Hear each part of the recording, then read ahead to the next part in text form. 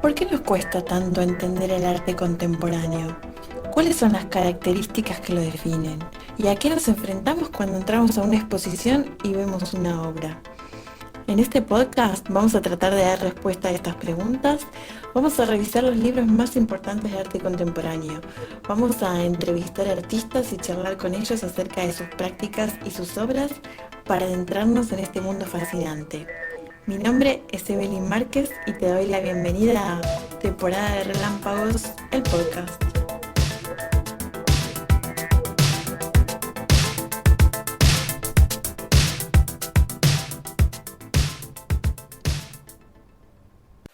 Hola a todos, bienvenidos a un nuevo episodio del podcast de Temporada de Relámpagos. Y antes de empezar quería hacer una brevísima digresión de agradecimientos porque, como saben, este podcast se hace desde Buenos Aires, Argentina, y estoy absolutamente sorprendida de la cantidad de gente que nos escucha desde México, Ecuador y Chile principalmente. Es una gran sorpresa para mí recibir mensajes de gente de estos países, así que quería mandarles un saludo especial por estar ahí del otro lado escuchando el programa. Y empezamos hace un par de episodios atrás con una nueva sección del podcast, sumada a los resúmenes de libros y a las entrevistas, en las que hablamos de artistas relevantes en el campo del arte contemporáneo internacional, con una breve presentación de sus trabajos, su trayectoria, para que si les interesa después puedan investigarlos con mayor profundidad. Y en este episodio vamos a hablar de una artista francesa que me encanta, que se llama Sophie Calle. Sophie pone en el centro de su obra temas como la identidad, el voyerismo, la privacidad, la vigilancia, la muerte. Es una pionera en esto de exponer explícitamente situaciones de su vida y convertirlas en materia prima de las obras, mucho antes de que se convierta en una especie de moda con las redes sociales, donde hoy todo el mundo cuenta todo lo que hace, muestra todo. Pero aún así, por más exposición que haya en sus producciones, ella siempre menciona que el que esté convencido de que lo sabe todo de su vida por haber visto las obras, se equivoca totalmente, porque si bien todo lo que cuenta es cierto, lo que ella hace no tiene nada que ver con un diario íntimo. Ella elige momentos precisos a los que después les da una forma distinta, los reescribe, los deforma. Y aunque su trabajo surge de su intimidad, nunca la revela completamente. Lo que nosotros vemos es la parte que ella acepta contar sobre su vida. Además, también tenemos que reconocer que la mitad de sus proyectos no hablan de ella, sino que hablan de la vida de otras. Así que podemos decir que es tan exhibicionista como Boyer. Ella nació en París, 9 de octubre de 1953. Es libriana como yo, por eso menciono la fecha exacta. Y su padre ya era coleccionista de arte, así que desde chica estuvo vinculada con el mundo artístico, pero nunca le interesó hacer una carrera artística. La primera vez que ella le da a su trabajo una perspectiva artística fue cuando estaba viviendo en Estados Unidos a principios de los 80 y le invitan a exponer en un espacio una obra que ella había hecho el año anterior que se llamaba Los Durmientes, donde por primera vez piensa en abordar una obra con la intención de que sea una obra de arte. Una característica de las obras de Sophie Calle es que combina texto con fotografía. Siempre suele haber textos para leer. Y más tarde también fue agregando videos, sonido, música. Piensa que las fotos solas no dicen todo lo que ella quiere expresar, pero el texto solo tampoco es suficiente, entonces apunta a complementar ambas esferas. Y muchas veces también le pide al público que participe de sus acciones, tanto una vez que la exposición está abierta como previamente para que formen parte del proyecto. Por eso Nicolas Bourrier, que es un curador francés que ya estuvimos tocando en algún podcast anterior, la considera ella dentro de la categoría que él denomina estética relacional, porque trabaja con mucha gente para poder hacer posibles sus obras.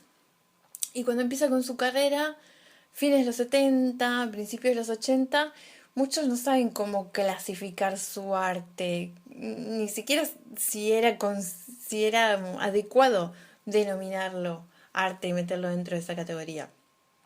Un amigo suyo, que es un escritor muy famoso norteamericano, Paul Auster, incluye dentro de una de sus novelas, Leviatán, un personaje que está inspirado en la figura de Sophie, que es María en este caso. Y cuando hace la presentación de este personaje en la novela, dice: María es artista a quien algunos llamaban fotógrafa, otros conceptualista y los demás ella escritora, sin que ninguna de las tres descripciones se ajustara a su trabajo. Resultaba imposible meterla en una única categoría. Esa es la descripción que hace Paul Auster de María, que estaba representando en la vida real a Sophie. Y este proyecto que mencionaba recién, que es el primero que expone y que ella aborda desde una perspectiva artística, se llamó Los Durmientes, que fue un proyecto muy extraño, en el que empieza a invitar tanto amigos como a extraños a que duerman en su casa por 8 horas y que se dejaran fotografiar. Esto empieza porque tenía una amiga que estaba trabajando mucho y un día le pide permiso para dormir en su cama. Y ella le dice: sí, obvio, vení, y mientras está durmiendo le saca fotos. No surge de una necesidad de hacer arte, porque no se consideraba artista en ese momento, pero le interesa esta idea de seguir invitando gente a su cama a dormir. Sé que no sabía por qué lo hacía, que era algo personal y que le daba la oportunidad de hacer fotos, y además le interesaba esa entrada en su vida de gente de la cual desconocía todo y que también la desconocían a ella. Trataba de que el intercambio sea muy básico, lo mínimo indispensable, pero les daba un cuestionario para que llenen, para tener una mínima noción de quién era esta persona con la que estaban interactuando. En una entrevista le preguntan a ella: pero ¿cómo hacías para convencer a la gente de que venga a dormir a tu casa? Y lo que ella dice es que es mucho más fácil de lo que uno se imagina, que interceptaba gente en la calle y simplemente le decía: señor, por favor, ¿quiere usted dormir en mi cama por 8 horas? Y que para su sorpresa la gran mayoría de la gente le decía que sí. Por eso siempre ella hace alusión a que a los adultos, incluso a la gente, le gusta jugar mucho más de lo que uno piensa. Y que todas estas personas que accedían le pedían lo mismo: sábanas limpias, y le decían que no iban a dormir. Y que finalmente, salvo uno, todos se durmieron, y salvo uno, ninguno cambió las sábanas que ella había dejado ahí. Termina sacando 200 fotos. Ella tomaba una foto por cada hora que esta gente dormía en su cama. Y en la muestra final ella las acompaña con textos. Las fotos muchas veces no eran de la mejor calidad posible, pero a ella no le importa esto, porque lo que realmente importaba era la historia que estaba contando esa fotografía. Y una chica que ella elige en la calle para invitarla a dormir era la esposa de un curador de una bienal de arte joven, que al contárselo a su marido, él decide invitarla a hacer su primera muestra en una galería con esta serie que ella titula Los Durmientes.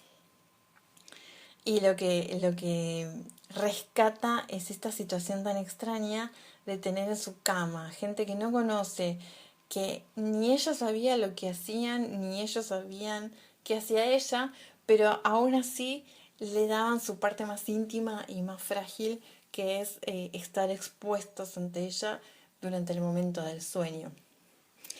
Muy poquito tiempo atrás, harán unos meses, un par de años, ella recibe una carta. Sé que era un chico, un hombre, no sabemos su edad, un hombre que había conocido esta historia previamente, le escribe una carta muy formal diciéndole que está atravesando una situación de duelo, si puede ir a dormir a su casa hasta que superara esta situación.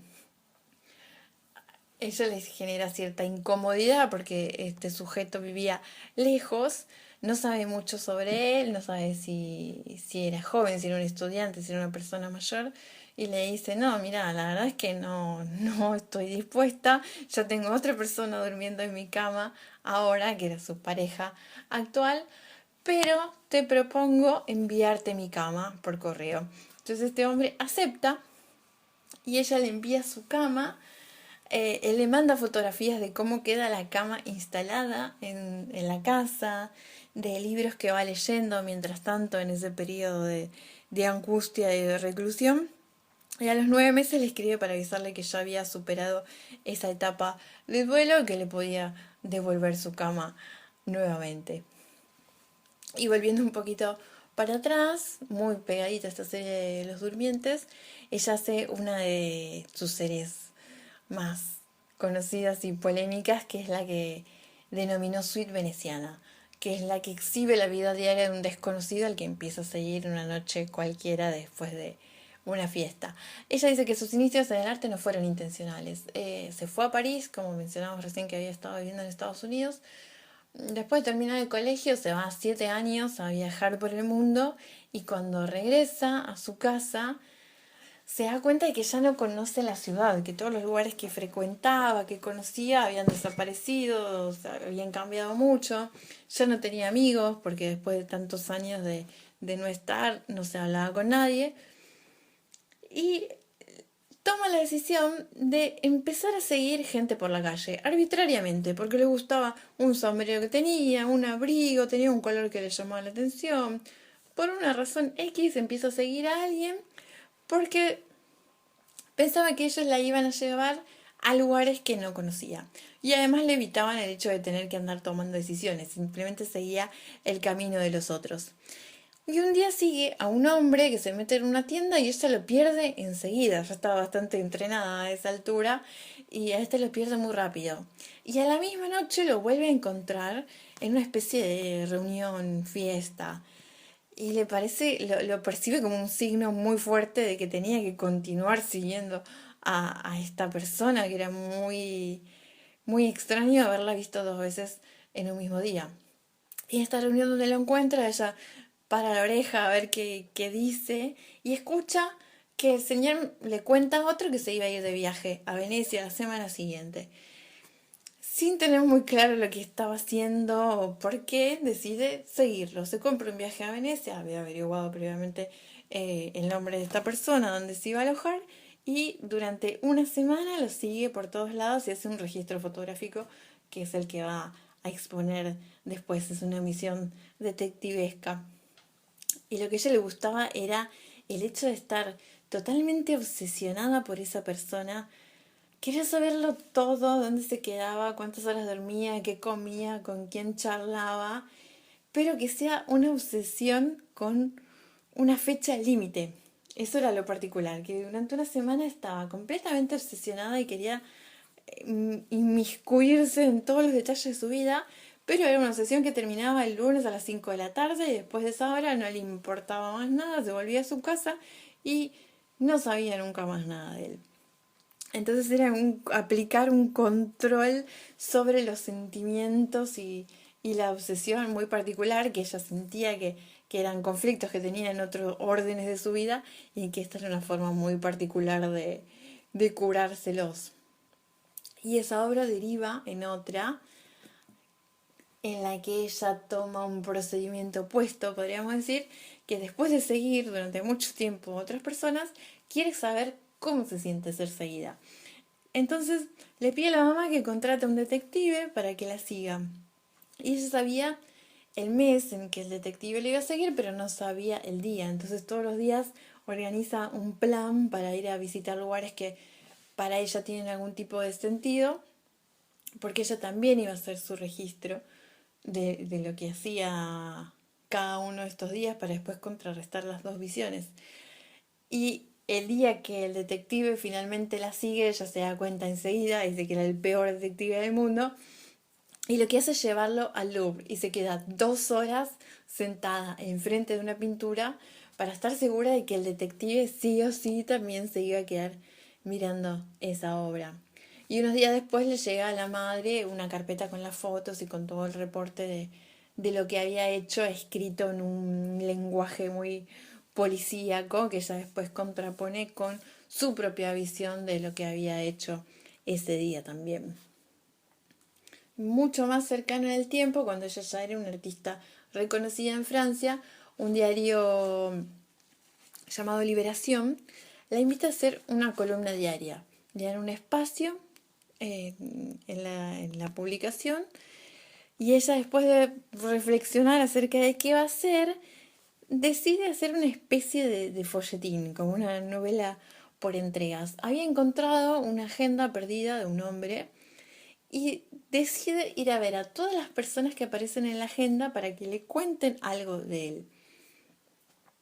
Lo llama por teléfono, le dice, che, encontré una agenda de tal persona, voy para tu casa. Todos la recibían, pero ella los interrogaba, les sacaba información, pero nunca les devolvía la agenda. Y algunos le cuentan cosas muy íntimas, los más cercanos no, porque no la conocen, entonces no quieren contarle nada. Otra persona le dice que no ve al dueño de la agenda desde hace 20 años, que le sorprende que tenga su número ahí agendado. Después el electricista le cuenta arreglos que hizo en su habitación. Y así va recopilando información, armando una especie de identikit con el proyecto de acercarse a esta persona sin nunca encontrarlo ni conocerlo físicamente. Al principio tenía miedo de que al empezar a salir publicadas todas estas historias en el diario se diera cuenta, o que por ahí estaba en la casa de un amigo y el amigo le avisara, le dijera, tengo una loca acá en casa preguntando por vos, vení, y fuera a buscarla. Pero uno de los contactos que aparecía acá en la agenda con el que ella se comunica le dice que el señor se había ido a Alaska por 3 meses. Entonces ella se relaja porque sabía que no estaba en el país y sigue con la investigación. Al final se termina enamorando del hombre porque le encanta lo que cuentan de él, las anécdotas, los relatos, le caen bien los amigos que tienen. Lo que ella no sospechaba es que él iba a volver y se iba a enojar muchísimo cuando se entera de todo lo que había sucedido, de cómo ella había adoptado este estado persecutorio y hablado con todos sus amigos.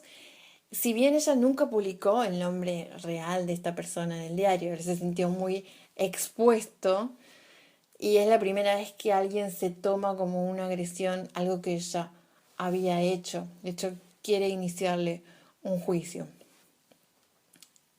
Otra de sus obras que formó parte de una muestra que hizo en una primera instancia en la Bienal de Venecia y después circuló por muchas otras ciudades del mundo fue Cuídese mucho. Ella tenía un novio que la deja por mail. De una manera muy cobarde, un día le escribe una misiva por mail donde cierra diciéndole la frase Cuídese mucho. Prenez soin de vous. Ella se queda completamente perpleja, sin saber qué responderle, porque dice que le parece paradójico que alguien que te deja te diga cuídese. O sea, si quiere cuidarte se queda, no se va.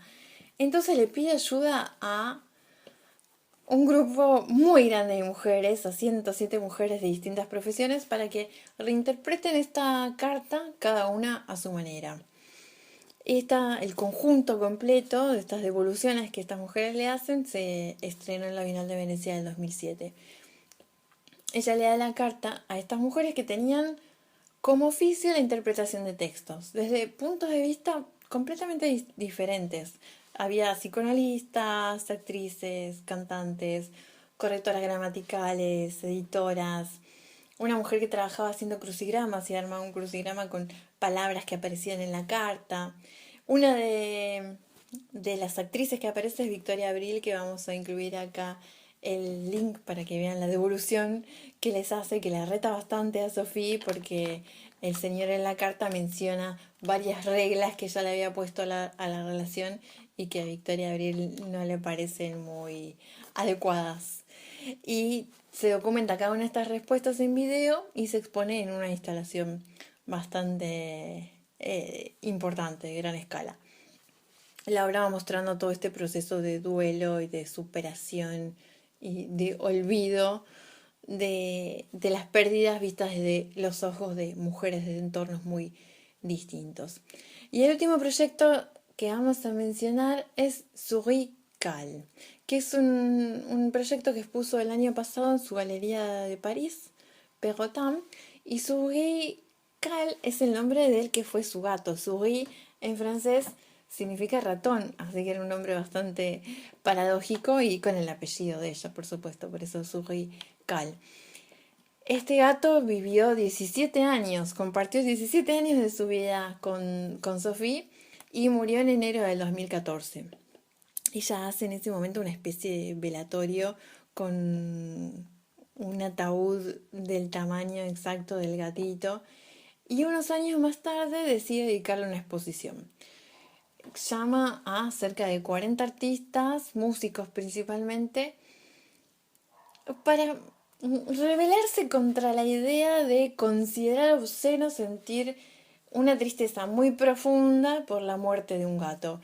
¿No? Ella lo que decía es que parece que no puedes decirlo, porque si decís que se murió tu mamá o tu papá, todos le decían, ay, pobrecita, murió su madre. Pero cuando ella decía lo mismo de su gato, la miraban raro, como que ella se sentía ridícula por expresar esa depresión tan profunda que estaba sintiendo en ese momento porque se burlaban de ella. Seguramente las personas que le hicieron este tipo de comentarios no han tenido mascotas y no sería imposible. Y que ella le hacía mucha gracia que se indignaran por la tristeza que ella tenía porque para su cotidianidad, para su día a día, había sido mucho más violenta la pérdida de su gato, porque ella vivía con él, vivió con él 17 años, más de lo que duró cualquier relación afectiva humana que haya tenido, y en cambio con sus padres no vivía, entonces fue una pérdida mucho más cercana y que le afectó mucho más. Y lo que hacen esta muestra es convocar a 38 cantantes para que escriban canciones en relación a su gato, Suri. Y participan algunos músicos famosísimos. Está Bono, está Benjamin Biolay, Pharrell Williams, Laurie Anderson. Con todas estas canciones que se componen sobre el gato, ella edita un triple de vinilo que saca 1000 copias a la venta, pero también se puede escuchar en Spotify, así que les voy a dejar el link para que no se lo pierdan porque es divino. Este disco es muy extenso, dura cerca de 1 hora y media, quizás más. Pero se puede escuchar completo en Spotify y el disco empieza con Bono dejándole un mensaje. Se escucha el sonido de un contestador que dice algo como el destinatario con el que se quiere comunicar no está disponible, deje su mensaje después del bip. Y ahí comienza Bono dejándole un mensaje de voz al gato. Muchos de estos artistas ya habían conocido al gato en persona porque eran amigos de Sophie. A los que no lo conocían, ella le armó una carpeta con fotografías, con descripciones de cómo era él, cuáles eran sus costumbres, sus hábitos. Armó un video también. Y todo esto se expuso y formó parte de la muestra. Es una obra muy compleja que terminaba en generar una especie de unidad sobre la idea de la ausencia, ¿no? No eran solo imágenes, sino que la muestra también incluía textos que giraban en torno a las ideas de la pérdida y el duelo. Es una obra que a mí me resultó extremadamente conmovedora y una manera hermosa de rendir homenaje a un ser amado como es un gato que nos acompaña todos los días dándonos todo. Así que les voy a dejar el link para que escuchen el disco. Y ojalá les haya interesado este brevísimo panorama que hicimos por la obra de Sophie. Pueden encontrar los podcasts anteriores de temporada de Relámpagos en Spotify, en YouTube, en iTunes. Y en temporada de Relámpagos también pueden enterarse de las actividades que hacemos en la ciudad de Buenos Aires. Ahora el próximo sábado 29 de junio voy a estar haciendo una visita guiada temática en el Museo Nacional de Bellas Artes acerca de la historia de los colores, cómo se hacían las pinturas, de dónde se fueron sacando los pigmentos a lo largo de la historia para fabricar las pinturas, las acuarelas, los óleos, qué insectos, piedras, plantas se machacaban para producir los colores increíbles que podemos ver hoy en el museo cientos de años después de haber sido realizados. Así que para inscribirse o para recibir más información sobre estas visitas pueden mandar un mail a temporadaderelámpagos@gmail.com. Muchas gracias por escuchar y nos encontramos pronto en un próximo episodio.